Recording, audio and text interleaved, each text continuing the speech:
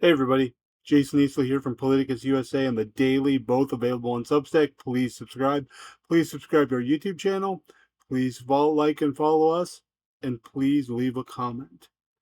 In today's video, oh baby, we just got done watching Donald Trump with his big days-long summit with Vladimir Putin. What in the hell was this? The media spent literally almost 36 hours endlessly hyping this thing. Oh, it's a big thing. It's a big thing. They're going to hold a press conference. They're going to hold a news conference. Donald Trump spoke for 3 minutes and 7 seconds after Vladimir Putin, which, by the way, this raised the alarm of diplomats and government experts all around the world. Because why is Trump deferring to Vladimir Putin on American soil? But he spoke for 3 minutes and 7 seconds. Then he ran off stage and took 0 questions. And what Trump had to say was a mix of babble, vagueness, and nothing. But let's check out the video and you can make your own judgment. Mr. President, that was very profound. And I will say that I believe we had a very productive meeting. There were many, many points that we agreed on, most of them, I would say, a couple of big ones that we haven't quite gotten there, but we've... What are they? What points are they? What points did they agree on? Because Putin made some vague references in his remarks to an agreement. What's this agreement? Made some headway. So there's no deal until there's a deal. I will call up the ultimate cop-out. There's no deal until there was a deal. Trump was going here to get a deal, but now there's no deal until there's a deal. Up NATO in a little while. I will call up the various people that I think are appropriate, and I'll, of course, call up President Zelensky and tell him about today's meeting. It's ultimately up to them. They're going to have to agree with what Marco and Steve and some of the great people from the Trump administration who've come here, Scott and John Rad. Notice, Trump named Zelensky and Ukraine last in the list of people he had to call and update about the meeting. It's their country. Trump has no authority to negotiate a peace deal with Putin for Ukraine. It's their country. They will decide whether or not there's going to be a deal. Cliff, thank you very much. But we have some of our really great leaders. They've been doing a phenomenal job.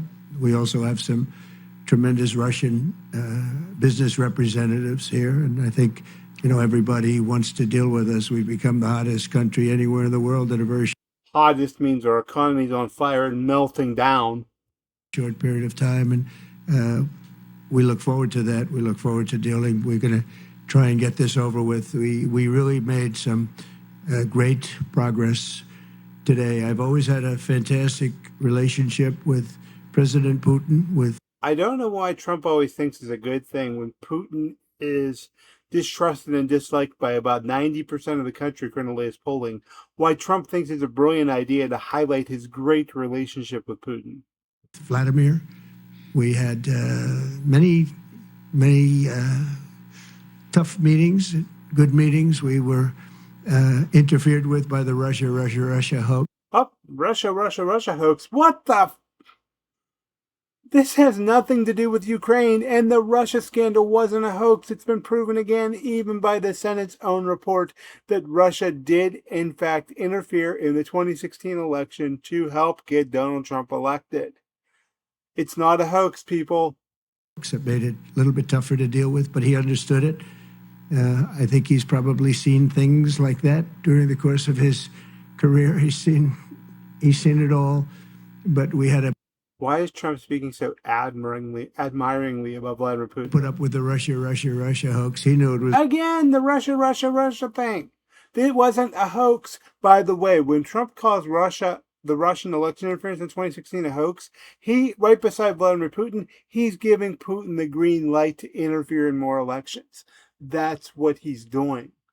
It was a hoax, and I knew it was a hoax, but what was done was... He knows it was a hoax. He knows it's true, and that's why he's still talking about it almost 10 years later and trying to make it go away. It was very criminal, but it made it harder for us to deal with. Very criminal. Yeah, you're right. It was criminal. Do you know who went to jail involved with this thing? your people. Country in terms of the business and all of the things that we'd like to have dealt with, but we'll have a good chance when this is over. So just to put it very quickly, I'm going to start making a few phone calls and tell them what happened. But we had an extremely productive meeting and many points were agreed to.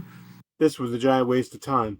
There are just a very few that are left. Some are not that significant. One is probably the most significant, but we have the most significant. Well, gee, could it be whether or not you're going to give Putin a bribe in this land he stole from Ukraine?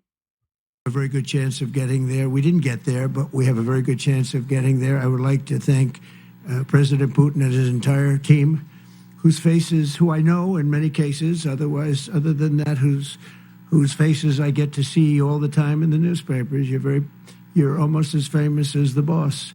He just called Putin the boss. But especially this one right over here.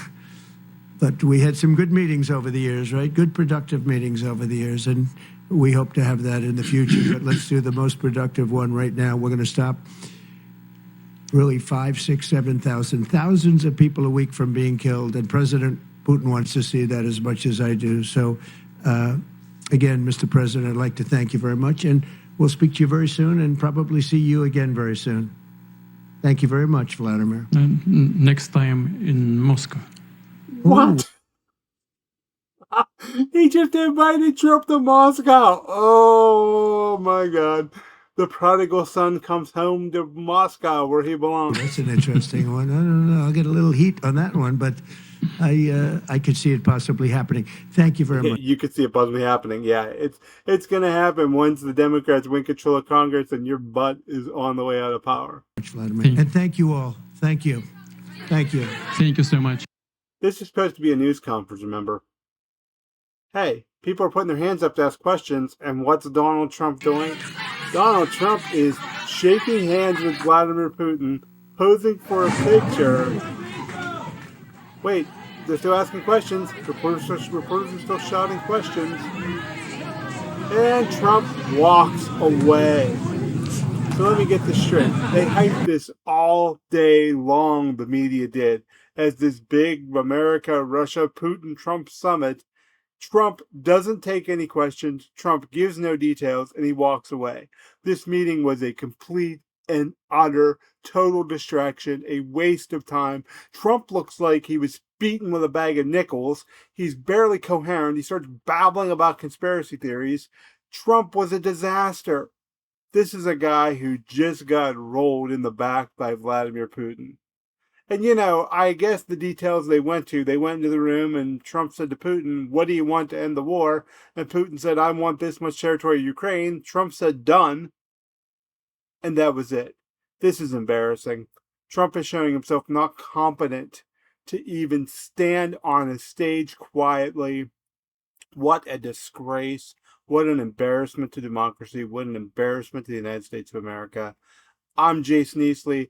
I write at Politicus USA. I write at The Daily. Both are available on Substack. Please support us by subscribing. Thanks, and we'll talk to you next time.